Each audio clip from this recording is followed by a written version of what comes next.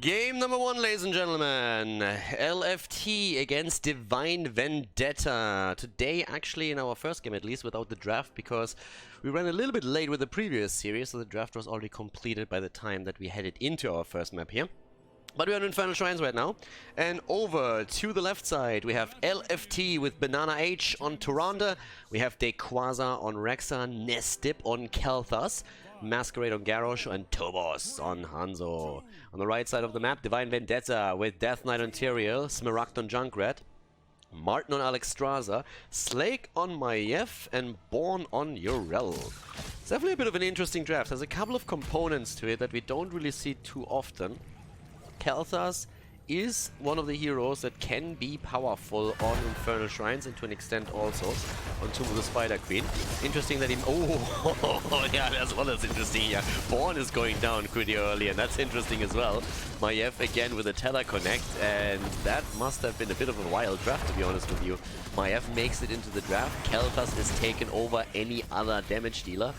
And now we're having, after the first kill against Yrel, a second following it up against Junkrat. Okay, that's a pretty explosive start into game number 1. And Yrel also with the adjustment on the light of a Karabor here. Not too bad. Alright, so up to the top lane. That's where we're gonna have our little 1 versus 1 battle. Dequaza with Rexa. I mean, at this point, Rexa is pretty much played on most of the maps here. And yeah, just in general, just looking at the draft here, so Kel'Thas definitely one of the heroes that can get a lot of value on the objective just through the AoE that he has. Now obviously, when you're looking at the lower leagues of Storm League or even in the amateur scene, then Kel'Thas is a hero that you see a lot because people are not quite good at dodging the living bomb spread damage. But the higher you go in Heroes of the Storm, the less you will see Kel'Thas. And normally on most of the maps, Kel'Thas doesn't get a lot of value, especially of course when you look at maps like Battlefield of Eternity, where you have a lot of room where you can play around all of the spells. But there are certain maps, and this is obviously the best of them, where you are forced into the objective itself, and that gives Kel'Thas a little bit more value for this. Another hero that is interesting here for sure is Alexstrasza. Alexstrasza is a hero that in the European meta doesn't really play a big role anymore. But if there is a map where she is strong, then it is obviously Infernal Shrines. It's not only because everybody clumps up on the objective anyways. Another reason why that is that we're having Dragon Queen available for a team that they can pop and then just simply play around that to secure themselves the last few remaining minions and stacks as they are heading for the objective. If you look at the other regions, China for example, and the Gold League that's currently taking place, Alexstrasza definitely sees a little bit more value there. But in Europe, she is a rare occurrence for sure. The main tanks, or sorry, the main supports are still Malfurion, Tyrande and Ana, with a little bit of Rhaegar sneaking in these days, after he can now self-ancestral himself again. So yeah, that's going to be also something. But there's actually a lot to look at. I mean, first of all, you have Alex, you have Maiev, you have also Tyrael, so you can make cage setups later. With the 2 kills against 0 and the lead in experience, we definitely have LFT with a slight lead here. And that can really quickly also starting to snowball if we're actually seeing this end up with a Punisher taken by LFT now as well. So starting to jump in. Nestip has to be quite careful here. He has already 10 stacks on his level 1, going for the save variation. It's actually kind of nice that even in the lower leagues, I don't see any convection again. When I'm casting Division 6, Division 7, even there, people have started to realize that Mana Addict is really the way to go, and that the risk of going convection isn't really worth it in most cases. So it's pretty cool to see those adjustments being made, especially by the amateur teams, as they're having a closer look at the pro scene and just trying to emulate some of the strategies and builds that are being played there. Up to the top lane, now we have a fight, and actually someone that's missing is Kel'Thas. The guy who does pretty well on the AoE damage is currently rotating between the lanes to meet the damage output of Junkrat. Instead, we're having Nisha on top side and getting some value in. Dragon Queen gets already popped as they're starting to move in straight for it. Yeah, Martin trying to secure themselves a couple of additional stacks, but also, of course, chasing the opponent away here. 5 versus 5 now as Junkrat and Kel'Thas join the fun. And Masquerade and his boys have to move away from this one. I would actually assume that Diablo gets banned out again against Masquerade. He finds himself on Garrosh here again. But There's a value right now for Divine Vendetta. Problem is that Dragon Queen is of course not available anymore, so you have to be careful around that. Urel jumps in.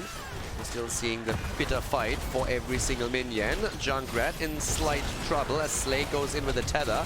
Nice save on Banana H as Masquerade throws Tyrande back into the backline, safely away from everybody else, but the Shine position has been taken by the French team again. And the Baguettes are going for it. They're getting the Mortar Punisher, and they're going to start pushing through the top. They have level 7 also, just as the end of this. So this was actually going to be a pretty brutal end fight if Divine Vendetta would have stuck around, which isn't what they did. So yeah, if without a level 7 talent, they would have fallen there. Either way, now we're having with level 7 also the Divine Steed taken on Urel. Currently still seeing the move on Rexa with the aspect of the beast here. Oh, talking Rexa. They're already trying to get the kill against Maiev here. Rexa is actually talking about him in the mid lane right now, making the rotation against Urel. So he's currently claiming the experience here as they push in aggressively for the first port. They're going to get that. The question is, can they get another kill? Doesn't look likely. But with 3 kills against 0, Protector taken, and now also the Fountain at the top taken out. This is definitely a big win in the first map for LFT. And looking strong with this. Actually looking really solid there. The interesting part is also that if you look at the kills, there's 3 kills right now in the game and not a single one has happened around the first objective. So yeah, with that, we have 15 stacks now for Khaldor. Gonna get his shield soon. And down to the bottom of the map, Bonus to play it real safe now. Everybody actually does on the side of Divine Vendetta. They are in this weird spot where they don't have the experience just yet to threaten level 10, and they know that their opponent is going to get that soon. So unless they force a fight right now, they will have to fall back and just wait for experience to come in, get their level. And there's the approach against Urel again. Full lockdown against Born, and that's the kill. Did not expect this much damage in CC to be put on him immediately. This time it's not only Masquerade with a stun on Garrosh, but it's also Banana H with a stun on Tyrande, and Nested with a Divine, with the Gravity Lapse. Death Knight, low, and ooh, they are actually going in again with Slake trying to get the kill. Can't get that. But yeah. Pretty sick setup that they had at the bottom of the map, actually. The blue team still got their camp, but damn, that fight could have cost them maybe a hero. But as it stands, no one falls. Pyroblast has now been claimed by Khaldor as the level 10 talent, having not seen anything used outside of the Tyrande ult. Tobus gets thrown out as Junker is trying to use the displacement to create a bit of a problem for them. Could give vision, and they do, and with that, that Fountain is taking severe damage already. A little bit more, and they're going to take it down. It's a pretty easy and sneaky trick that you can pull off. You take your opponent's camp, and then you provide vision for the Khazras to get the damage in. Talking damage, Taunt is there, and there is a big Pyroblast that did absolutely nothing because Maiev was already dead. Yeah. And Nestep gets immediately pinged by his teammates. They immediately mass ping him. It's like, good job, dude, good job. And he's just like, I mean, what are you saying? Like, if she gets away, then it's my fault that she survives. And it's like, yeah, but we're gonna blame you either way. So, at this point, they immediately said, like, yeah, whatever. Lifebinder on level 10 now for Divine Vendetta on Alexstrasza. That's 5 kills against 0, but the Shrine is activating again, and this experience lead that we're currently seeing for the French team is of course going to be skyrocketed if they get another kill in there. So that's one of the things where they have to be real. This is the Shrine you have to win. If you don't win that, you're gonna play an uphill battle the entire time. It's already tough enough, the situation that they're in. They're losing control of the map, Divine Vendetta that is. And if you're not able to win this Shrine now, then your opponent is already going to spiral that into an early level 16. At least try and get a couple of kills here with this. They're starting to jump in as we speak. There's the cage, there's the play, and they're going straight in for the Riptire, but also Sanctification helping them to claim the position. Lot actually burned, but not the Dragon Queen, so they have a chance to use that slightly later to get that particular Punisher. The problem, of course, is that they only got Tyrande here, and she's going to be back soon. The fight is still coming in with a 5 versus 5. Misha, of course, counts, and they're starting to make the play for the objective itself, or at least slowing down the opponent. Problematic is that we're already seeing 36 for Divine Vendetta, and that's an Arcane Punisher. Nicely done by them. Very well done. So with this, we're actually now looking at a bit of a comeback potential here. level 12 versus nearly level 13. And the situation is currently as such that we're having a talent advantage for the French team. But we still have the push potential for Divine Vendetta with an Arcane Punisher, which by itself is already an absolute beast. Martin even popped the Dragon Queen, saying like, hey, might as well just now. Let's make sure that we get the 4 tier, so that we even out the structural score on the map. That's exactly what they're doing. So they get the value at the bot lane. Can also take down the fountain or wait for the minions to drop that. And that brings them pretty much back into the game. Slightly behind, not by a lot. Getting the camp here too. And that is a lead in experience for LFT. But it's the structural equilibrium on the map itself. And yeah, with the kill against Tyrande, they definitely started to make their way back into this. Okay. So with that said, let's have a bit of a look on the talents that we're now going to get. I mean, with level 13, we're having again, I mean, typical build for Tyrael. Massive movements, adjustments right now for Tyrael. Can jump over the map like Zeratul pretty much. We're also having now the Khaldor Peacekeeper. That's a synergy with the level 1 talent that you oftentimes get with this particular build that he's going for here. Still that little focus here on Death Knight as he's trying to isolate a Quasar. Born is coming in too. We need a little bit more damage. Body blocks are good, but not good enough to bring him back. Would have been great for them if they could have gone in with Smaragd and maybe drop that mine and push him back into the fight. But as it happens, they can't get the kill against Rexxar. And they're trying to make the play down at the bottom of the map, where Slake is currently escaping with Maiev and moves out just in time again. 13 also gives us at this point Pyromaniac. Typical build for Kel'Thas, if we see Kel'Thas here, is also with the Sun King's Fury and with the Pyromaniac. We have sometimes the Burn Flesh still being played, but that's more so in the lower leagues too. And now, once again, the setups around the camps. Only one camp left, a little bit of a trap there. Death Knight starts to push that in. And they're already trying to go straight for it. And of course Nested is sitting there and saying like, you know what, if you just all clump up for me, I'm gonna take that 4-man stun. There's the big boy taunt and insta-kill against Junkrat. Slake trying to make the play in the backline with a cage. Death Knight nearly falling on Tyrael, but he gets away. The problem is that we are seeing still Maiev fall and Alexstrasza has died again. So we are having 8 kills against 1 and level 16 is ready for LFT. Great start into the series here for them. Great start into that. With that, Ignite has now also been taken, so the Flame Strike is going to be a huge asset during those fights on the Shrine, but even outside of it, making the big play instantly for the fort in the middle of the map and burning that down without any problem whatsoever. I mean, after this many kills, you have just no resistance there. And for Death Knight, it's actually a bit tricky. If he moves in like this and he gets hit by the entire CC combo, he might die too.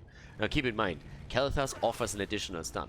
With the Gravity Labs, if you have a good setup around Garrosh, his stun, his taunt, Rexxar, Tyrande, and Kel'Thas, that's an amazing amount of CC that you can put onto a target. Top lane, this is where the next shrine spawns. And this is where we're talking once again about, of course, Protector that could take the first fort of the, as the first keep of the game. And 16 is going to make it difficult to fight into it. How exactly do you do that now? Your opponent already has the talent advantage. Feigned Death is going to keep Rexxar a lot safer in these fights as well. Looking at the damage output, Kel'Thas is currently sitting at 21,000. It's still a Hunter show. Junkrat also a little bit higher. But looks like Divine Vendetta is willing to fight this. They're probably going to try and wait a little bit longer to get 16, but as long as they can poke, delay, that would be a win for them. Just delay, buy yourself a little bit of time, make sure that your opponent isn't too far ahead as you're trying to get level 16 so that you can fight on even talents. But they're still a little bit too far away from it, and we already have 26 stacks for LFT. Dragon Queen, of course, is an asset. Here comes the cage, but that didn't really do anything for them. Zones them out slightly. Riptire might get the value, gets good connect here. But Tobos with a stun. That's only a short distance one, so not really the longest duration. Sanctification on the ground as UL jumps in again. They have them all in the corner, but the Punisher's already been claimed. Now making the play for Nested. Kel'Thas tries to go for the Pyro Blast, doesn't get it through. He goes down, but they need more. They can't just get that one kill. They need a lot more than that, and instead it's Junkrat that falls. They get the kill against Tyrande, but there's Alexstrasza falling, and Maiev should also bite the dust here. Gets thrown over. Still the kill against Khaldor. It's an absolute bloodbath. The top shrine gets turned into a graveyard as they're making the play for Urel, and Born is finally dying. So with that said, we have the Punisher already on the job, but obviously everybody else is just moving back here. Insane setup, like kills coming in from every angle. 12 kills against 4 right now. And once more the Punisher just on the move, trying to get some damage onto the keep itself. But they're so far behind that they can't even make anything happen here. They won't be able to get the keep, but they can at least start to push the rest of the lanes out slightly and get more damage into the mid lane. And with the help of Garrosh, maybe even the fort at the bot lane put under more pressure. Pretty insane setup here. So that fight was a little bit nuts, to be honest. I mean, that was massive damage at the end. Halfway down the keep in HP, taking again the camp here. Masquerader's actually the entire time trying to take it solo. And at some point, Dequaza had pity with him and sent Misha in to help. So yeah, what was that? Bottom of the map, there's another Khaldor camp to go for it too. 34 stacks by now for Kalthas. I mean, at this point, again, it's all about the barrier that you get there. Barrier, no mana problems for Kalthas any longer. Higher this goes. And still a fight left for Divine Vendetta if they can force it. The problem is you look at experience and you see that level 20 is only half a level away. Khaldor should have also gotten quite a bit more damage actually out in the last fight. Sitting at 28,000, still a far cry away from what Junkrat is putting onto the table. There's an attempt to connect with Born as they're trying to make the rotation to the top. Still a minute on the Bruiser camp, so they can't invade that one either. It's a little bit of a passive stance right now from Divine Vendetta. It doesn't really feel like they think they can force the fight before level 20 is in. So yeah, that's definitely not an issue. Kalthas is currently at the bottom of the map, still doing his little thing here, trying to burn through the wall. Next shrine is going to spawn bot lane too, which actually means that we have a chance there. For them to defend this, if it's taken against Divine Vendetta. Talking about defending and talking about the chances, Nestip falling might be a huge one, but the shield was still ready and Nestip is able to walk away. But that could have been it. That kill could have been it. If they get that one, that might just be enough for them. Now top lane is still getting pressure, but the level 20 talents are by now in, and that gives us, of course, Bullseye again, and it also gives us the Flamethrower. Good luck going to Kalthas right now. Good luck going in right there. Not only is the range insane, but the cooldown reduction is just absolutely incredible. And that comboed off with the level 16 talent, Ignite, is giving Kalthas a lot of power in this particular game. I can literally just siege up onto any kind of structure, any kind of fight, try and make the plays here, use Kalthas for the long range poke, and then also try and get the bomb spread continued. So they can take the top now. They can take this Shaman camp and then simply say, we're going to take the top keep, instead of going for the shrine, which hasn't even been announced yet, so there's nothing else to do at this point.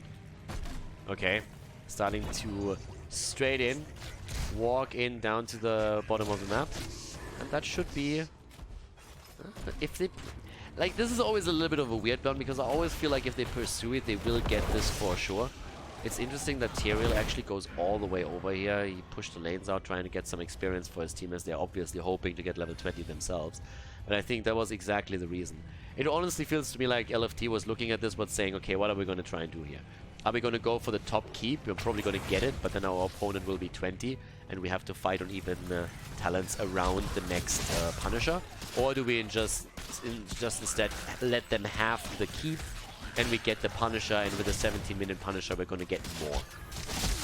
It's a little bit of a judgment call, I feel, because this is not guaranteed to give them a keep.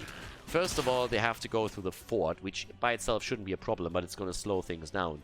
And second of all, there's level 20 right now. And Divine Vendetta, they can't really hope to still get the Punisher here, but they definitely can now set up a defense where they will have even talents for the time being. And with the talents, we're now having the Shadow Orb Hunters again, Seraphim, we're having also the Ritual of Life. We have the push down to the bottom of the map right now. Alright, time to shine. How much can they get out of this? It's a big one. It's an Arcane Punisher again, and those are the toughest bastards in the game here. At least on Infernal Shrines. Those bad boys are rough. Arcane Sentries are no joke. Every person that ever played Diablo 3 in hardcore mode knows that. Don't think there's anyone out there that hasn't lost the character to Arcane Sentries yet. Especially in the earlier stages of Diablo 3, a couple of years ago. Here we go again. Through the bot lane, fort down, can you get the keep? That's the question. The bait over is there. Alright, immediately Tyrael also jumps back. And they're burning it down quickly. Very, very quickly. Khaldor's with the spread damage.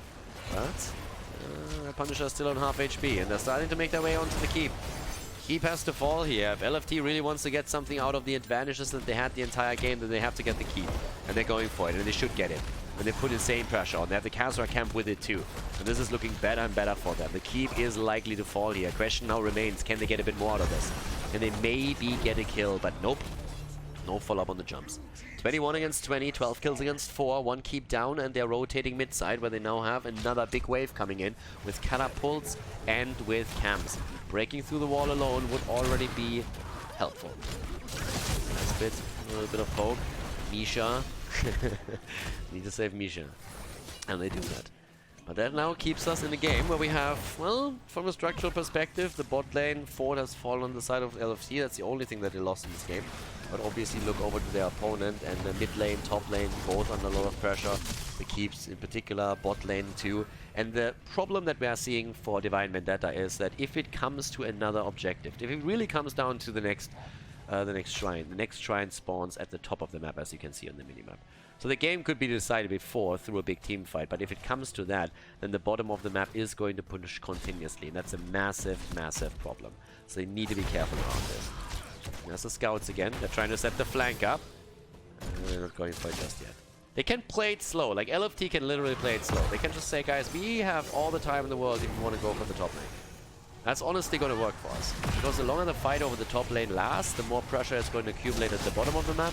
Eventually, Divine Vendetta will have to send someone back unless they are okay with their core taking damage. And once that's the case, we can engage into a battle where we have a numeric advantage at the top. And they control the map, obviously. Lanes are all pushed out, which means that vision alone is very diminished from the perspective of Divine Vendetta. They're already expecting that someone is sitting there. I mean, this camp is sitting all alone on the map. You know there's a bit of a bait. Yeah, but they're isolating the mid lane again. They're already trying to get the catapult in position here for the middle of the map at this point. Trying to play around that. Jump at the top. They're trying to force the fight right here now. Bot lane. Catapults are also coming in there. Born gets hit by the flame strike. Ignite value. A bit more damage onto that. Junkrat with a continuous poke. Misha eating a lot of the damage. Gets healed up right away and takes the camp. So taking the camp, second catapult moves up at the bot lane. Shrine has still not been announced yet, so yeah, without the Shrine being announced, there's not too much pressure yet. But they're still poking from the top. And once that someone moves bot side, they're going to try and take the keep down as is. Yeah, here comes the flip, there comes the attack, but Tyrael jumps away. Double catapult right now. Slow progress. It's gonna get forward. Ignite value again, only one hit. Death Knight's gonna neck, so no cooldown reduction. Shrine is activating, 24 seconds. They need to depush the bot lane, which is what they're gonna do right now. Mid keeper's taking damage, top keeper's taking damage, bottom of the map. 2 catapults there, third one coming in. Junkrat already on the move, making sure that he takes that down. They could have someone at the bottom of the map push another wave through. Could try and do that. Smaragd has to depush. That's exactly what he does. But he's currently all the way down to the bottom of the map, which gives the lead for LFT if they want to go topside. Their Shrine is activating. They're not on a position just yet, but they should get the head start. Born taps it. Slake is in too. They're trying to get a few, but they will have to move out from this one. Junkrat is just now moving in. And they're starting the fight here. Junkrat isn't here yet. Junkrat is coming, but he's not here. It's a 4 versus 5. Sanctification had to be pushed out. In comes the tether against Misha only. Masquerade moves away, and that's 2 cooldowns already burned. A few on the other side though too though. 3 in total. They're starting to get the position here, but Sanctification is a big one that just got used.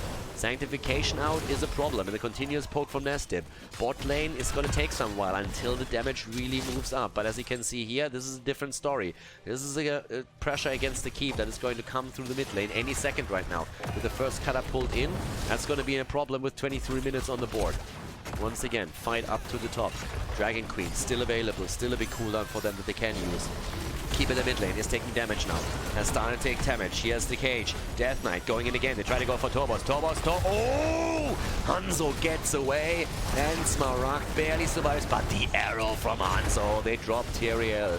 Tyrael is down, and the bear has fallen, but it looks like Slake might bite the dust too. And the value from Alexstrasza as she keeps Slake alive. Dragon Queen has also been popped. Yrel, on the other hand, is already eliminated. Yrel is down. keep in the middle, still alive for a little bit longer, but as you can see here, it's going to fall any second. In the meantime, Maiev has fallen too. They're trying to make the play now also for Alexstrasza, and they should actually be able to get her. There's the lockdown. Nice bullseye value from Hanzo, and that's 4 kills. And now 2 keeps are already gone. They're moving straight onto the core, not wasting any time with the top. Catapults double, moving through the middle, and that should be an easy finish here for game number 1, as we have LFT going up against Divine Vendetta. Infernal Shrines, the lead in the hands of the French team. They're taking down the core. Nothing to do for Divine Vendetta here, as LFT claims the lead in the best of 5 series. GG. Well played.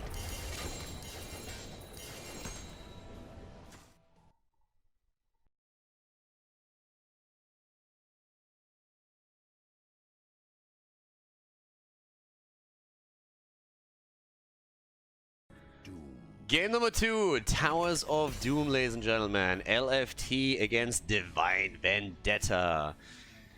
LFT pretty strong there. Divine Vendetta just couldn't find an opening against them on the last map. They had a couple of fights where it actually got close. I mean, was it the second or third Punisher at the top shrine? I think it was the second. That was pretty insane. I had a lot of heroes fall for that one, but yeah, as it stands, the score in favor of the French team. The Baguettes are in the lead, and Hanzo gets banned out this time pretty quickly here on Towers of Doom. Now the interesting part is going to be, again, I want to see if Globals play a bit of a role here. Dehaka again, for example. I still expect Zeratul to be banned, to be honest with you. So, well, actually instead we have Abathar being banned out. So either Maiev or Zeratul are going to be open, and I assume that Maiev is going to be banned out. That could lead to the Zeratul early pick for Divine Vendetta. Also kind of also wondering a bit about Dehaka. I haven't really seen as much Samuro either lately on the map as we usually see. I mean, he's not really the standard go-to pick that we have, but at the same time he is an option.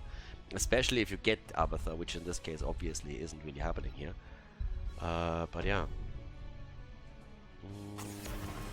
Ana, both are up. Okay. Alright, this is going to become interesting. Maiev and Zeratul are both open. That's going to get really spicy. Which one do you choose? I mean, I would expect Maiev to be taken here. Yes, no, maybe? No, it's Zeratul. Slake goes for Zeratul. In the last map, Maiev didn't have the impact. Slake loves to play Zeratul, plays it quite a bit. Okay, so Maiev probably on the side of the French team. Likely to happen, and then let's see what do they get with that. What are we opening this up with?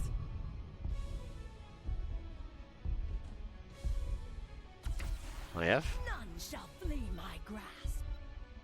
Yeah, come on, baby. What else? Tyrael. Alright, Masquerade with Tyrael. Interesting that Masquerade gives up his Diablo on this map. That is honestly interesting to me. His, again, if you have the cage setup with Maiev, obviously, if you're playing with Tyrael here, you can get an insane amount of value with a good Sanctification. And against Zeratul's Void Prison, you can use the Sanctification also just to destroy whatever combo comes after it. But it's still interesting to me that they give up Diablo, because Masquerade seems to be someone that just loves to show off his Diablo skills there.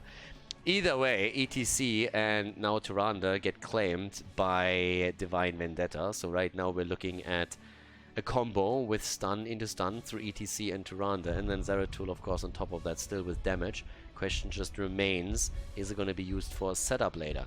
And since Jaina was actually not taken, there's a good chance she gets taken on the side of LFT or banned out, and ban indeed they do her. So up leaves us with another pick, another ban on the side of Divine Vendetta. What do you get rid of in this case? Are we going to see something along the lines of maybe even Li Ming banned out here already? When you look at mages, right? So Li Ming can definitely be banned out. There's a lot of other heroes as well. We're still having the potential to even see a Tracer in the game from one of the teams. If anything, then probably LFT. But yeah, there's the Dehaka banning the global out. Keep in mind that Death Knight can actually, like, they can actually play ETC on the side lane with a global as well if they decide to go into another tank here. Once that they see who solo lanes for LFT, and then you have the stage dive in. Or you can even go with the main tank ETC into stage dive and try and pseudo global it across the map. Wouldn't quite expect it, but it's always an option for you. Liming, something I would expect. Yep, and Rhaegar. Alright. Liming in for the resets. Has to dive around Zeratul a little bit. Shields from Tyrael. Maiev with the setup. We still need the last pick. We still need to see who's going to make it onto the offlane. Always assuming that Maiev is not going to offlane it. Not really the best offlaner. With an Abathur in particular, it can definitely change that. But as we said before, Abathur's banned out, so... Junkrat and Leo. Junkrat and Leo on the last picks here. And that brings us into our final pick for map number 2, and it's Malthael. Malthael gets taken, and that brings us into map number 2, Divine Vendetta against LFT, as we're heading into Towers of Doom to see if LFT can take the 2-0 lead, or if Divine Vendetta brings it back. So let's head straight into the next map of the series. Game number 2, LFT in blue on the left with Banana H on Rhaegar, Tobos on Li Ming, Masquerade on Tyrael, and we have Nestip on Maiev and Dayquaza on Malthael. And over on the right side of the map, Death Knight on ETC, Martin on Tyrande, we've seen Smaragd on Junkrat, Born on Leoric, and Slake on Zeratul. Alright, game number 2. Let's see who is gonna take this one. Is Divine Vendetta fighting back? Will LFT take the big lead? Or how is this gonna work out for the teams here? Towers of Doom has created insane games. I mean, in HGC that was definitely true, but in the post-HGC era, the amount of insane comebacks that we've seen on this map is just bonkers. It's honestly crazy. So let's have a bit of a look on how exactly this game is going to pan out. The first one didn't really start well for Divine Vendetta. They lost 2 heroes early on. Now Death Knight already gets slowed here a bit as Nestip is trying to go straight down to the bottom. Connects with Slake. And he gets a bit of damage pushed onto him, but not just enough yet. We're having actually in this case the Bonds of Justice taken. Okay, so a little bit of a quest play, not going into Naisha's Memento here. Still, Rhaegar gets rooted into the ground for a moment, but they're still having Tobos in the mid lane, where they can deal with him for now. Down to the bottom of the map. I mean, this is still a lot around Zeratul on the way that he's gonna play, but we're having still the full Void/focus build on 16, so still going into that. I mean, it's pretty important. We have seen a couple of variations when it comes to Zeratul builds with the Might of the Nerazim, even in one and more of an auto attack style, but in this particular case, this is still what we're trying to go for right now. So okay, with this looking, we're having the camps obviously taken as the map as they spawn on the map. This is still one of the things, I would actually say, one of the biggest differences that you oftentimes see between lower level play and what we're seeing on the high level is the timing of camps. And especially on the higher level, you see pretty much the first camp iterations always claimed as soon as they spawn on the map. And that's something that's oftentimes neglected in lower leagues, or you see too much of a commitment where instead of having 1 or 2 heroes there and the rest soaking lanes, you see a 4-man commitment and they take a camp, but they lose 2 lanes or 2 waves of lane experience in the process, something like that. That's definitely a big one already in the early stages of the game, where you can see a difference between an experienced team and a team that just doesn't quite have that comparative experience for themselves. Level 4 abilities are in, and with a commitment from LFT at the bot lane, they're actually the ones breaking through the bottom of the map. Seems to be a little bit typical that as the game starts, we have a slight problem on the side of the French guys. That was true for game number 1. It seems to be true for game number 2 as well. So whatever the issue is here, we can also just quickly talk about Zeratul again, because Slake is currently moving bot side, but he's actually someone that takes some of the pressure off Born. Born is currently rotating between the top lane for experience and rotates against Dayquaza, who does the same, the mid-top lane rotation to get enough XP. And once that you do that, you allow the 4-man to push the bot lane aggressively. So you have a solo laner that takes 2 experience lanes the entire time, whereas your bottom of the map is trying to push through.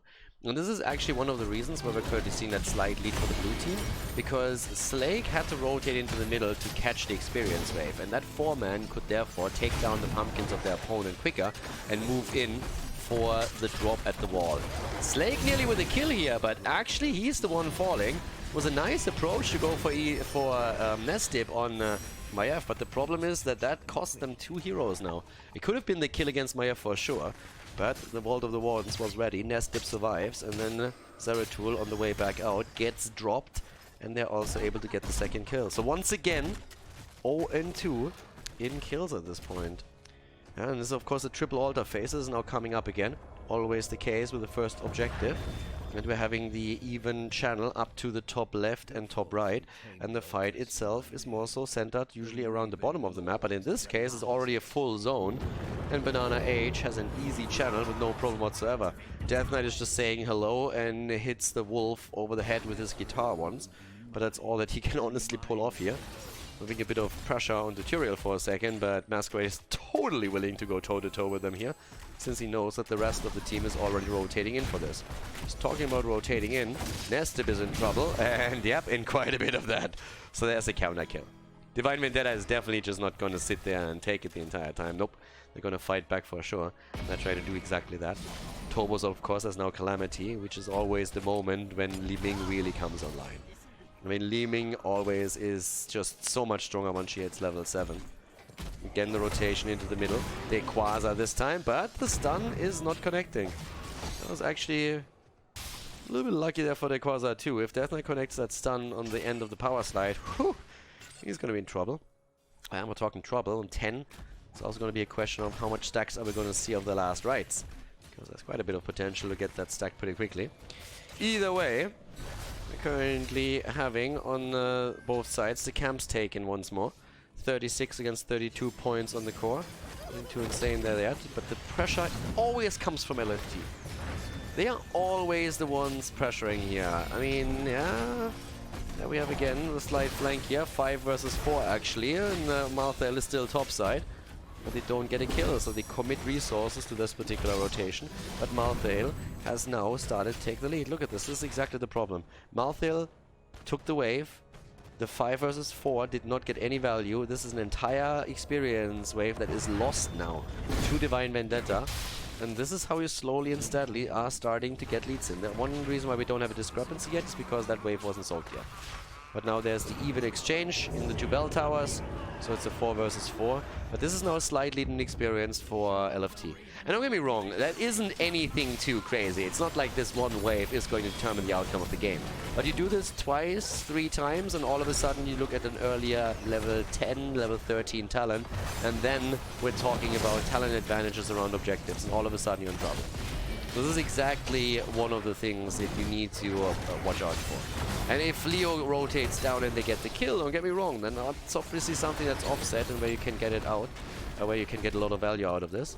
But right now, that is actually playing a little bit against Divine Vendetta. It's a small one, but again, these things add up, which is pretty much what we're saying here. So, with that, we're having also now in the mid lane still Zeratul and Born trying to deal with the waves. Leoric is now starting to move up to the top lane again. We're already having Death Knight anchoring this down here, so they're hoping for someone to fall into the trap, which so far hasn't really been the case. Stacks also here as well with a pin down. Okay, still trying to go, of course, for the quest completion. For that you need a couple of team fights, and so far we haven't really seen too many. In comes the level 10 with the Sanctification, with a cage, and obviously on top of that we're also seeing now Last Rites, which Malthael is going to try and stack as well. Bot lane still open. I'm a little bit worried about the bot lane bell tower, I'm not gonna lie, because the French team is going to rotate onto that whenever they can, and they are already trying to push that again. And the continuous poke is eventually going to lead to that one being converted, unless the team fight ends up in the favor of Divine Vendetta. That was a nice approach here against Quasar, but he doesn't fall. Slake comes in. Is he gonna go for the Void Prison already? No. Oh, and the N2 misses. Oh, that hurts, that hurts. Oh, the Entomb missing already, that's a problem. I mean, we still have the Void Prison, we still have the Entomb. There's the channel attempt at the bottom, as we're seeing Tobos trying to stall him out a little bit. Slake goes in, Is eating some damage for its efforts, but is also able to get the cleave through, which was important here.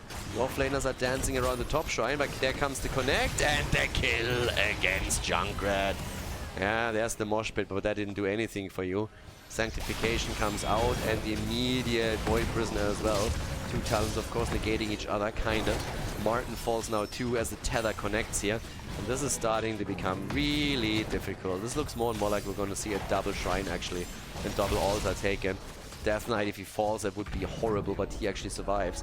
The Quasar still zoning this. 4 shots are already getting fired as the first one has been channeled through, and we're having Nested taking care of altar number 2, and that's going to be an easy one as well. 4 kills against 1. There's the double, another 4 shots in, and we're looking at 32 points on the core against 20. Well done, nicely done at this point from LFT. And they're trying to go for more, but Nested was actually put in a bit of a pressure spot here, but they have taken the pumpkins away. That was an important one. Another tether attempt, this time against Zeratul, works out, but Blink was still ready. Here comes the Entomb, catches Death Knight. It's not quite the one that he wanted to go for here. Leo still trying to make the plays. This is a 4 versus 5, and they lose Leoric. Leoric is down in the 4 versus 5. Nested might actually fall as he's still getting chased, but he's getting out of harm's way. And Tobos, of course, with every kill he gets resets, but the stun connects with him. The shields come through, and in the meantime, we're seeing the Quasar push another wave into the towers and also take the camp here. Experience is getting better and better for them. I mean, look at the experience set here. Look at the discrepancy in the minion experience. There's an entire 1,000 points in minion experience. It's another 2,500, a little bit more in hero experience through kills. So this stuff really matters. This stuff really, really matters. Big advantages. Massive cage, by the way. I mean, it's more of a defensive one than anything else, but still, I mean, that connect was quite there. They just need Li Ming, and she can actually just clean house with this. 13 talents are in now too. It's a single altar on the bottom of the map that now also spawns, as they're still poking away against the bottom bell tower. And this time, we're actually seeing Malthael part of the little party down here. So they should get this one. It's likely going to be a 13 versus 13 fight regardless.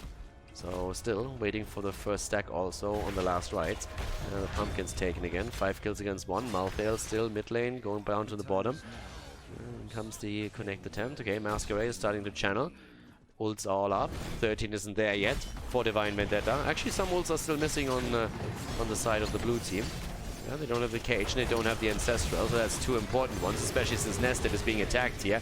In comes the Riptire, gets the connect, Nested, this time zoned out. Oh, the 4-man Entomb! Oh, 3-man, but Tyrael still dies. The 2 mosh pit combo was actually solid, and they get 2 kills for their efforts. Tyrael is down, and they're gonna get the dog as well. Grenade to the face as the dog tries to escape. As the last right kill, at least before Malthael falls, that gives him 1 stack. But that, at least for the time being, puts them back for a little bit. Tobos is trying to get a counter kill. And he can't quite get it. Should eventually fall again. Oh, he's still looking for the kill. He knows he's gonna die. He knows he's gonna die. He's just trying to get a kill as well, but he can't. There's a little bit of experience lost topside, by the way. It was actually a big wave. But it's 4 shots fired, so 20 against 28 all of a sudden. Divine Vendetta back. Back for sure. 7 kills against 6. Not having the Ancestral as they were approaching the fight was a big problem. No cage, no Ancestral, no party. That's pretty much what we just saw there. And experience is more or less even out at this point. This is an issue. This is a real issue at this point right now. So Born is at the top side again. And pushing this out. They're turning this around.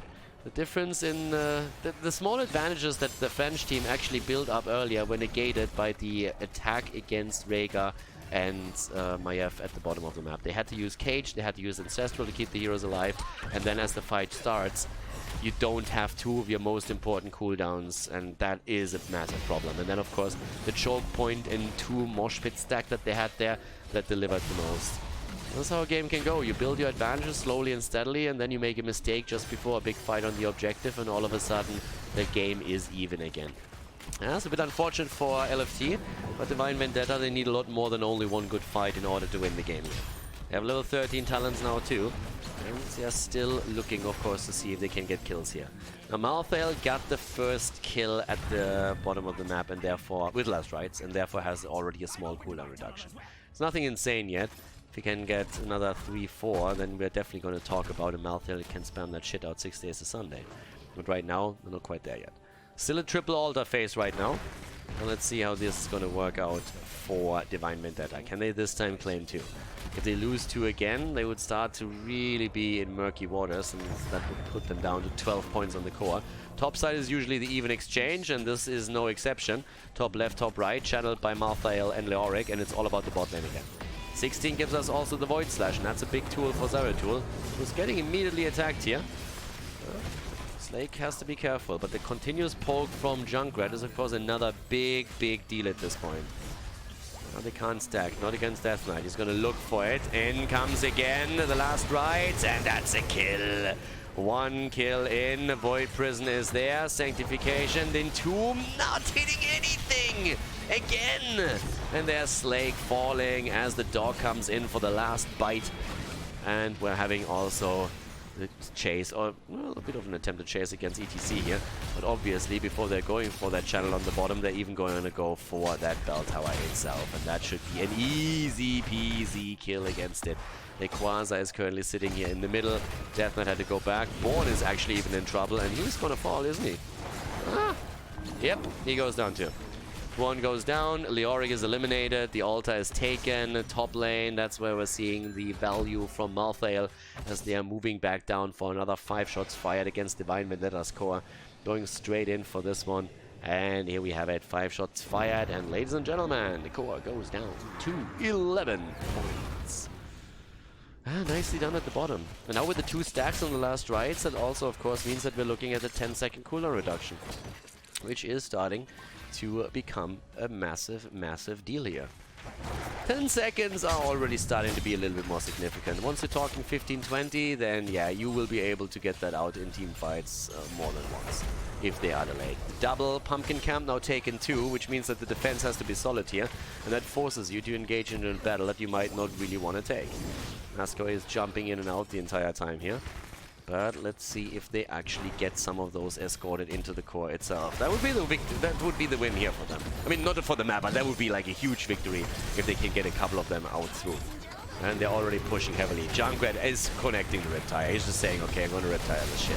And here comes the Sanctification again. Last rights. And the kill plus the stack. That's 15 seconds right there. 3-man Void Prison. They can't do anything with that.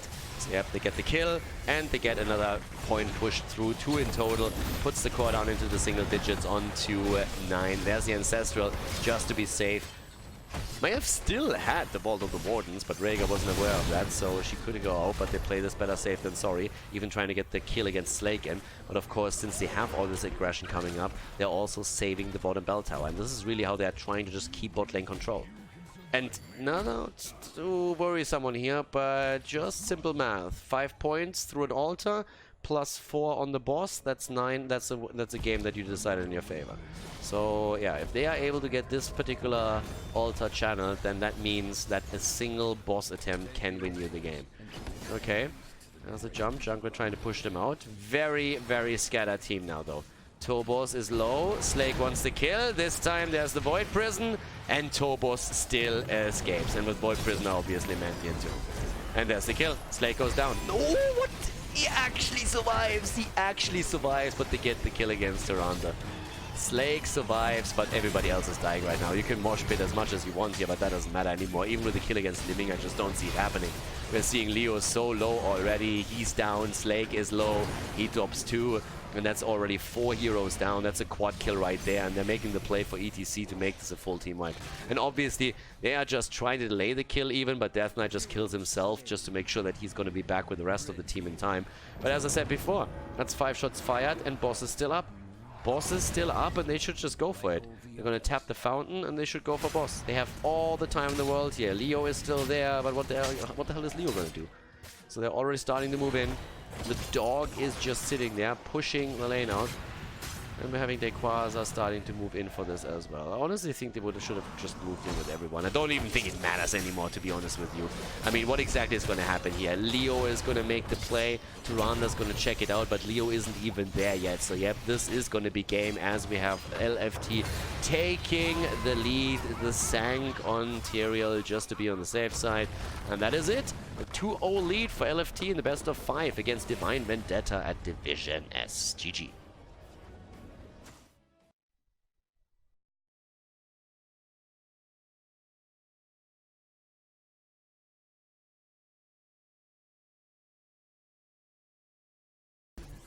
Game on, everybody. LFT against Divine Vendetta. A 2-0 lead currently for LFT with a victory on Towers of Doom. They set themselves up so that Volskaya could be the last map. In our previous game, we actually had a reverse sweep attempt that turned out to be quite interesting. But can Divine Vendetta pull it off against LFT? That's a different question. 2-0 is already pretty solid, and so far LFT looked really, really coordinated in those fights at least. Volskaya, bit of a different map. I mean, we've seen Maiev actually twice now. We've seen Maiev twice make it through the draft. Once a victory, once a loss. Another Nuburak banned out, and has the Maiev ban. Okay, instantly. This is like, okay, I'm done with this. I'm immediately done with that. Let's get that out right away. So, what do we have from LFT? What are they going to ban out here? I mean, Volskaya Foundry, couple of heroes. Thrall can, again, be played here. You can play Crash Lightning if you don't set Thrall the entire time on the solo lane. Rexa, obviously, still strong here too and being played a lot as well. Divine Vendetta. What are you going to see from them? Maybe even the Zeratul ban? I mean, if they themselves are worried about Zeratul on the side of the French team, they might ban it out. Trying to ban out Masquerade, on the other hand, might not be a bad idea either, but it's Zeratul instead. So, for me personally, the question, what is going to be the main tank for LFT? What is Masquerade going to play? His performance on the front line is usually extremely solid. And what do we have with that? I mean, for now, actually really hesitant around the first pick. If it isn't the front line, then it's going to be a support. Hanzo. Hanzo's still there. Turbos takes it.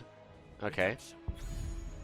So, Divine Vendetta, what's the plan here for them? Is Rexa going to make it into the game for one of the two teams? Are we going to see the Tyrande commitment at the beginning again? Are they trying to cheese it out a little bit?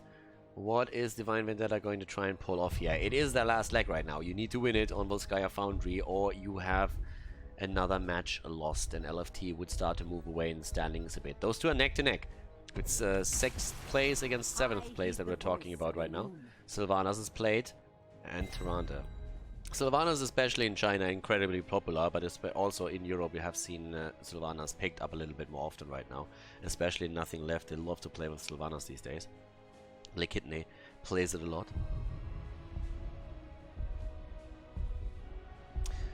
And LFT now. I would still expect Masquerade to make his move there on the tank. Garrosh over Diablo and Stukov without any pressure. Okay, playing Stukov here, no pressure whatsoever on the healer, so he could have gone into Malfurion. Instead, we're going to see Stukov. I'm a Stukov fan. I like to see Stukov. I hate playing against Stukov. I'm going to admit that.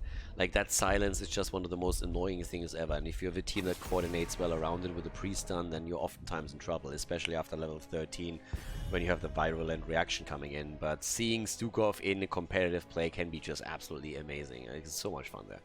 So, let's see what we're going to have from LFT on the later picks. Stukov wants a little bit more than what we're seeing here right now, right? You need to really set this up and get good damage out too.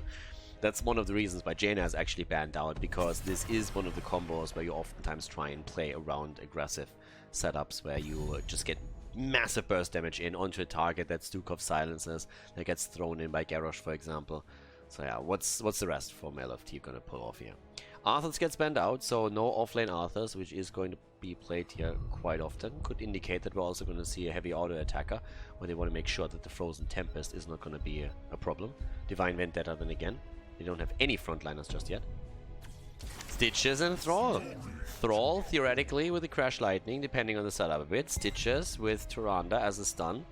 Not sure if I'm a fan, though, of the Stitches here. He can be great. Oh my god, we actually see a Chromie again. Alright, Rexa. Kinda expected that, but we see Chromie. Consider me intrigued. We have seen Chromie, I think, 2 times so far after the Chromie patch. And Chromie got absolutely dumpstered on. Like, Chromie had very, very little... she hasn't won a single game yet. Not in the higher level of play. So, I'm curious. I want to see what Chromie can pull off here. I'm intrigued. So, Nestip, what can you do? Stukov has to set up with stuns. Rexa in as well. Junkrat on the other side for Divine Vendetta to draft out. And let's see if Chromie can win her first game in Division S after the big rework. Game number 3, LFT with Banana H on Stukov in blue, Masquerade on Garrosh, Nestip on Chromie, with Tobos on Hanzo, Dequaza on Rexa, and on the right side of the map, Death Knight playing Stitches in this game. We're currently having Slake on Junkrat, Martin on Tyrande, Born on Thrall with the Echo of Elements on level 1, and we have Sylvanas played by Smaragd. Definitely an interesting setup here. Oh, level 1 actually. The Fetid Touch taken, so no full spec into the Lurking Arm here instead. So, Fetid Touch on 1, Chromie going straight into once again the first time. We've seen a few Chromies play in Division S, but again, Chromie has so far not had a good track record after the big rework. Her and Lucio, it honestly feels like they're getting played less than before the rework. At least when we're talking about any kind of amateur and competitive setup. So I'm not talking about Storm League, which is pretty much random brawling. Always feel that half of the people that play Storm League don't even necessarily want to win the game and kind of think it's a quick match. Either way, for now we have the stacks coming in here for Chromie. I mean, obviously you need to try and get a bit of the stack and pros together to really unfold the value of this entire setup, so that you have the double echo in play. That's definitely going to be super important for her. But yeah, they have a good setup. If they have viral reaction on Stukov, if they have the stuns coming in from Garrosh, from Rexa, then they can definitely get some Chromie value with the quick kills here. Can they really pull it off? We'll see. Same time we have Stitches with the Hungry for more. That's another setup where we have to find out if they can actually start to get that massive hit point pool for Stitches. It's of course one of the things where especially Death Knight shouldn't really suffer too much from Chromie's poke. But yeah, let's see how this is going to work out for them. Down to the bottom of the map, Smaragd and Martin are already sitting on the camp. The same is obviously true on the other side. We're having both of the teams going for the early turrets here. Here comes the move up to the top. Slake. Again, once that you have taken the turrets, it's the camp right here that you kind of watch out for a little bit, and you're trying to see, okay, can this be taken? Is anybody committing to it? And both of the teams are going to have heroes just poke against it every now and then. The Owl comes in, sees what's happening, the immediately converges upon it. Thrall is still far away though, but Rexa is a bit closer. Chromie also getting, of course, the poke damage out here, and Masquerade is able to control most of it with the displacement, but he himself finds himself in trouble, and that could be the kill, and indeed it is. So they trade... Oh, they might even trade 2 kills. Yep, Chromie gets immediately locked down, and that is 2 kills already. Chromie is dead, and so is Garrosh. Chromie going into the time troubles here.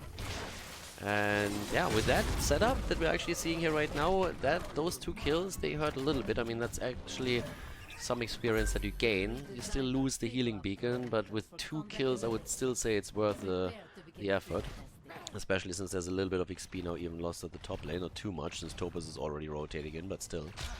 So when it comes to the first objective, we're going to see how that actually works out for them. But at the same time, we're having Chromie now with her level 7 talent. Level 5. Proper greeting. And that of course helps a lot if you have this many slows and stuns available going straight into that. And once again trying to just get the stacks together here. We're gonna watch out for Chromie in the later stage of the game. For now it's just a question of connecting those sand blasts, making sure that you get the echo. But also when we're talking stacks and we're talking late game Stitches with massive damage amounts that he's going to have. Comes the Dragon Breath through once more, but quest completed for Thrall just in time for the first objective. That's fantastic for him. It's actually insane for him That's really good, and those hooks keep connecting, and they keep connecting against good heroes too. A little bit late from Junkrat to try and get the flip through, but they are still able to get the damage onto Stukov himself, and that's all that you can ask for at this point. Yeah, Chromie again with the time traps. Here comes the minus armor, thanks to the level 4 talent. Level 7, a bit quicker here for LFT. 26 stacks already at the same time. And here's the move against Born. Born makes it out. Close calls. But level 7 on both sides. By the way, no Unfurling Shadows. In case you haven't picked up on it yet, we have on level 1 Might of the Banshee Queen taken. So oftentimes you see the Unfurling Shadows taken for the late game damage there as well. But bit of a different setup that we're seeing here from Sylvanas going to the Mercenary Queen on level 4. The Lost Soul then still on level 7. Still the poke happening. Bit of an advantage now on the objective for LFT. Both of the teams working for their next item. But there's still that healing beacon for Tobos that they have. That gives them even more sustain. Need to be really careful with that. And actually, not even taking the globe here. This is small things, but that really adds up for someone like Death Knight later on. So he should try and get those globes, at least to someone in the setup. They're starting to make their play onto the shrine itself. Death Knight needs to be careful here. Misha gets eliminated, down for another 20. Items are already getting dropped by both teams. Healing Beacon is still in play. Here comes the ult from Chromie, as she obviously is already able to pick that out. Death Knight is a bit low, but they can't confirm the kill. They're trying to secure it here, and they get it through Garrosh. And this should be the first objective. Yeah, they're getting a little bit wrecked at this point. It's just too much poke, and that's the first protector. They are the favorite in the series for good reason, with the lead that they currently have. Damage output at this point, decent for Chromie. Thrall also not looking too shabby with 11,000. Chromie sitting on 14k for the time being. And here comes the damage against the mid lane. Now the normal rotation would be to drop the wall and then rotate topside. But it seems like they are going straight in for the middle. Martin actually gets interrupted on the Hearthstone. Chromie is the one pushing out the top lane. And trying to get some value here with even the time trap anchoring the place. They need to try and get that fountain too, and that's what she can to an extent deliver, especially since the protector has already taken the mid lane. They can now start to rotate top and break through the wall there too. Garrosh for a long time was actually still busy in the protector to try and even drop a hero there, but they couldn't get that. But yeah, they're gonna get all of it. They're on level 10 already. They can heavily invade right now, and that's exactly what they're doing. You have to be careful of Chromie too, because if she gets another temporal loop in, then you might lose another hero. Thrall has at least pushed through the bot lane and is helping his team to acquire level 10. And Stitches, he's not getting a lot of those globes. 5 globes, 6.5 minutes into the game. That's not really a good track record for Death Knight right now on that hero. They are losing, of course, a lot of the momentum on the map and a lot of the momentum on the lanes, and that's one of the huge problems that they currently experience here, which is why he's having such a hard time to get to globes in the first place. Most of them are taken away by the opponent, but for him that's definitely bad news, because it means you get very little value out of the talent in the first place. 2 kills against 2 kills so far. Chromie now with the Gnome speed ahead, pretty standard on level 13. Definitely, I mean, there's a couple of things that you can adjust on the level 4, for example, but this build is the one that we have seen quite a bit, especially, of course, with the focus on the Sandblast on 13, is what you kind of see. Yeah, Smaragd, this time actually with a bit of a pause there, but let's have a quick look at the situation in the game. So with 2 kills against 2 and the top lane taken out, which means there's no fountain, there's no fort, so as the top objective spawns, only one team can retreat and heal up and also fall behind the wall here if they're getting attacked. We're still having the items now taken from both sides. We're seeing on the left side LFT taking their additional turret, and they still have also that healing beacon. So they're currently looking at an item advantage that they're running with, whereas we're seeing for Divine Vendetta the attempt to at least get 1 turret for themselves. The problem that they're going to face is also one of experience.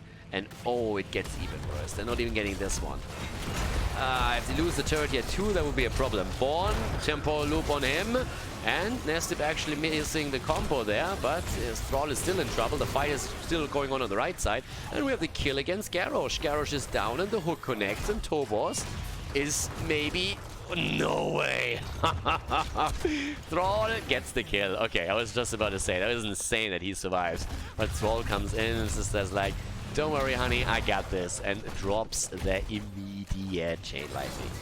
5 kills against 2 all of a sudden, and well, Death Knight with 9 He actually has 9 globes now, so he increased his globe count pretty quickly. If you win these lanes and get the double globes, then obviously you can increase that hit point pool very well, especially if you take the caps too.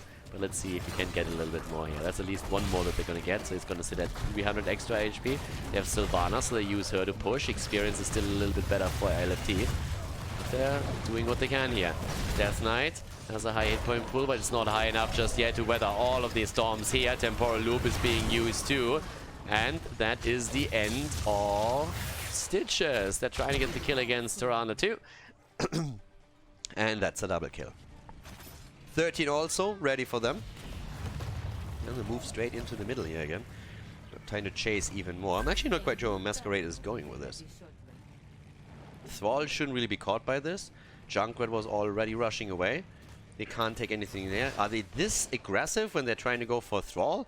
Banana H is literally sitting between main structures here. And Born is just looking at the game and is like, what's happening here?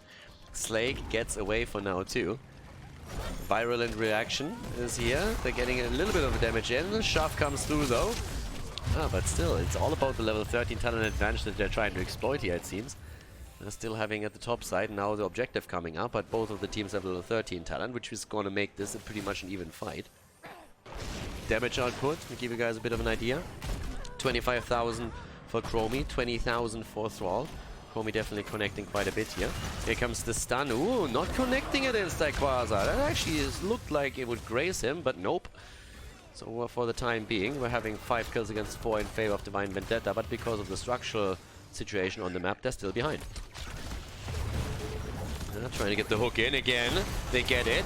Chromie, silence is there. Can they get that kill? They want it, and they get it too. Temporal Loop is in, but is not leading to anything. Martin dropping the Starfall here as Masquerade was trying to go for him. Raxa is now in trouble, gets thrown out. Born wants the kill, Born gets the kill, and they're making the play for Masquerade as well, and that is Garrosh falling too. 8 kills against 4 right now, and we are having a comeback for Divine Vendetta. Losing the first objective, losing the fort in the middle, losing the fort at the top, getting absolutely murdered in the early stages, and then coming back into the game here, straight in the middle. Divine Vendetta with the hooks coming through, they're going for Tobos, he's jumping away, but Junkrat is right after him and gets the kill, and that's now 9 kills against 4. Nicely played. They're honestly starting to rock this. I mean, Death Knight is still in a spot where I would say he's probably a little bit salty that he doesn't get enough globes together here to have that massive hit point pool anytime soon. But he at least has 300 additional damage, and that is nothing to sneeze at either. So we're going to keep an eye on him for the later stages of the game, but either way, they're looking at the first protector for themselves. They have level 16 coming up too. It looks like at least LFT is going to try and make a play there towards the top lane. It's all about Thrall. If he can get away, should still be fine. Again, they have the 16. Once they have 16, they can push in. Get this? It's a tiny window. It's honestly a tiny window here, if anything. Yeah, but there it is. 16 is ready. Now they need to make their play. They have Fishing Hook. I mean, you have Fishing Hook at this point now. And we're starting to see them move top. Alpha Wolf also taken. No level 4 Frostwolf pack with Alpha Wolf for Born. Trying to threaten or throw Garrosh here. They go for Dequaza. Nice feint death here to prevent the worst. Silence against Garrosh, and they're trying to get the damage in against Tobos, and Garrosh is about to fall. Oh, the 4-man arrow! The 4-man arrow! But Garrosh still dies. Can they get Martin? Can they get Stitches? Yes! Chromie gets the kill. And Chromie is looking for more here, and the Virulent Reaction drops Junkrat. What an annoying situation for the red team. They might lose that protector after all. They get the hook, and then they still lose Stitches here. And it brings us back to 12 minutes and only 12 stacks on the level 1 talent. Again, it was a tough game for Stitches. They were in the back foot most of the time, and if you don't have any lane control and you don't control those waves, you don't control the globes. But the problem that they really had is that if Stitches gets more stacks together, he might survive through that, and then all of a sudden it's a different game. But as it stands, we're having 10 kills against 6, they're even getting another turret, but they're still losing the objective, and this is starting to become a massive problem for them. They keep coming back into this through the kills, but they just don't get the important ones when the objective is up. I mean, look at this. Again, a massive, massive kill. A big one against Hanzo. But the Protector is still going to go to the bot lane. It's still going to drop that Fountain and probably the 4-2. So you can get these isolated kills as much as you want, but if you just don't win the objective, your opponent is eventually going to wreck you here. I mean, Protector is already moving in deep. Obviously, the double viral reaction here. Oh wow, Born gets dodged and even commits to the Earthquake to keep himself in play here. Did more damage in another big hook. I mean, honestly, these hooks are starting to be out of this world. Thrall wants to go in for the kill against Stukov. Instead, it's him that gets murdered into the ground here. Banana H is still falling, but so does Tyrande. There's the Riptire. That drops Nesbit. Yeah, Smaragd is taunted and also falling. 3 kills against 3 kills. Yes, Death Knight goes for the hook again, but do they have the damage to drop Masquerade? It doesn't really look likely. They're trying to make the play again against Death Knight. Turret on the ground, and he just moves out as Misha goes in again. Arrow. Oh, ho, ho, ho. And the hook. Death Knight still with the Devour ready, but boy, what a fight at the bot lane. I mean, seriously. What an absolute slaughter. 9 kills against 13. He's looking for the hook again. Dude, like, honestly, be careful what you ask for. Blessing of the Bronze, by the way, is the talent. Alright. Seen this already a few times so far, without the value, really. But maybe this game is different. Chromie on 39,000 damage. Junkrat by now is on 42. Thrall 29, but yeah, Ford is down. Let's take a look at the experience. Just have a bit of a look at that and just study this. There's 5,000 of difference in passive XP through all of the things taken down, all of the structures taken down. But you look at hero experience, you look at minion experience, and that's a completely different story. So yeah, it's honestly a bit insane. And around the third objective, we're actually going to see both of the teams in level 20. Don't see that all that often. I mean, normally when both have 20, it's roughly through the middle of it. Again, the trust of Martin, but this time Death Knight doesn't connect the hook. No chance for him in this particular setup. Let's take a look at the stacks here again. 13 stacks only for Death Knight. I'll try and get a little bit more here. There's at least one globe that he could get. There it is. And nope, doesn't get that one either. I mean, I gotta be honest, the way that they're currently playing this, I don't really think he gets any value out of Hungry for More. It would have been better for him to go into the extra heal. That's what it honestly looks like. Big arrow, taunt, Silence is a little bit off center. They go for Born and they can't quite get it. Masquerade instead is in trouble. Stitches has already fallen, but Garrosh goes down as well. Here comes the big stun for Misha though, and that sets everyone up for Chromie to get the damage through. And they do get the damage through. Down goes Thrall. That's another kill for them. They're still poking here. I have no idea what Slake was doing there. I honestly don't know what Slake was trying to do there. I mean, he's way too far out. He's basically just toying with Misha. You don't toy around with wildlife. If your parents taught you anything, then if you encounter wildlife somewhere, you don't do anything with that.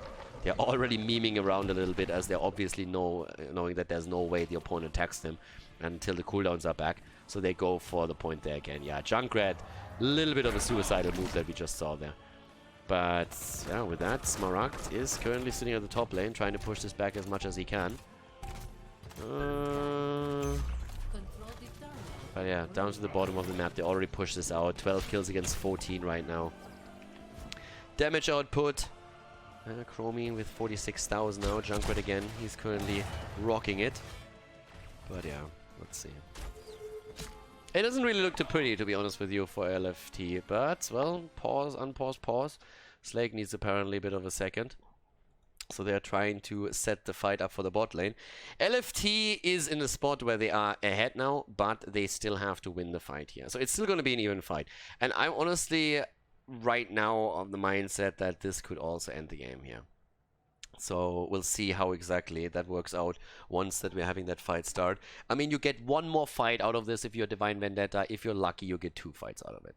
That's pretty much what we're looking at. 1 or 2 fights where you can start to turn it around. And again, they got the kills. They get great hooks the entire time. They get great follow-ups through it too. But the problem is, if you just can't get those important ones connected, then you're just simply in trouble. So Born on this Thrall had a little bit of a tough time. They have the level 20 talents right now though, so that changes things a little bit. I mean, first of all, you have the Wind Rush here and the Bolt of the Storm to move out of harm's way. Having Stitches in this case also with the additional Devour charge. It's pretty cool too. But yeah, with the way this has been playing, he's getting a bit more extra HP right now through a few more globes that they're taking. But Death Knight could be a menace right now. Could be a menace, and it just isn't. They're trying to go for Misha here. They're just saying, just kill the bear. It's 20 seconds, and they know they have to make the play. So this is actually not bad for them. Getting a quick kill against Misha is great for them. They have a position to take on the control point, and that's what they're doing right now. Right, so they do exactly that. They move in for it, they start with a poke here, and they take it over. But the problem is, again, there is a fountain available, there is a fallback option, and on the other side, there's just absolutely nothing to deal with this spot. So they have to try and isolate and get a kill somehow. So that's what they're going to try and do right now. Already starting in, and, well, down here, what do we have? There's a play for Stitches again. Death Knight throws him out instead of in. Oh, the time trap there. Value, baby, as that hook connected. Death Knight goes in, has the temporal loop. And he gets a lot out of this, actually, but the problem is that Tirana dies instantly. Look at this. Oh my god, can they not get those kills? Chromie is down. Can they get a kill against Hanzo? Hanzo's actually still alive. So is Stitches. Junkrat is dead instead, but Hanzo finally falls. Stitches is on the run. And we have Smaragd also being low. Banana H, the support is still there. It's a 4 versus 3 with Misha, and that is the end of Stitches. There's the Protector already taken. They're pushing. Sylvanas out. She falls. And that's immediately the goal for Born as well. He is about to fall too. He might get Banana H, but not even that happens. Mastodon comes in, and that is a full team wipe. As we have the Protector taken and moving through the map at this point. Oh my god. That is actually a crazy one. That is honestly like a crazy fight that we just saw, and it is incredible how long Chromie and Hanzo survived, and that Hanzo even got a kill after this. That's honestly nuts. I mean, at this point, if those two die right away, if those shots get connected from Divine Vendetta, then I think they might be able to turn this around and win the objective after all. I mean, we still are even kills, but they haven't won a single objective. If they would have won a single objective, I really think they would have had a chance to turn this game around. Even the one at the top, they were not able to take it. Now they're trying to go for the defense. They might be able to pull it off, to be honest with you. Honestly, at this point, they might be able to get the defense. Here come the stuns. Tyranda's actually able to get something done, but the problem is that, yeah, the Protector has it down to 40% already, and then Misha is still going to do a little bit of value. Here comes one stun, 10%, 10%, 9, 8, ooh, 7. Ah, it's not happening. It's not happening. LFT wins the series with a 3-0 against Divine Vendetta.